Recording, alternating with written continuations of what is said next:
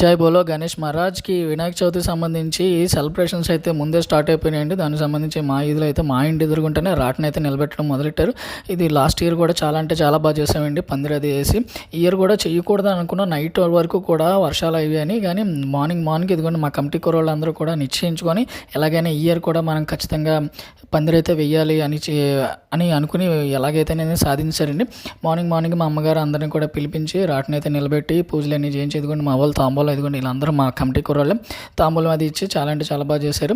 ఇంకా వినాయక చవితి సందర్భించి ఇంకా పిల్లలందరికీ ఒక పండుగ లాంటిదేనండి.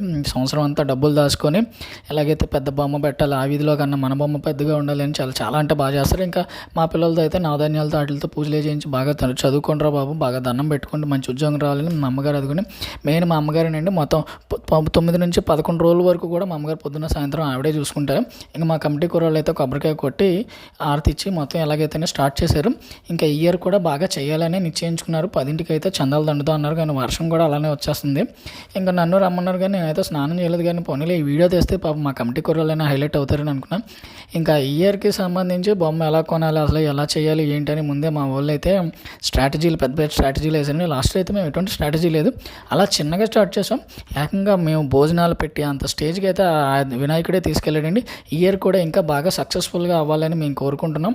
అలానే దేవుడు ఆశీస్సులు ఉంటే బొమ్మ జాగ్రత్తగా తెచ్చి పండుగ ఇంకా బాగా చేయాలి.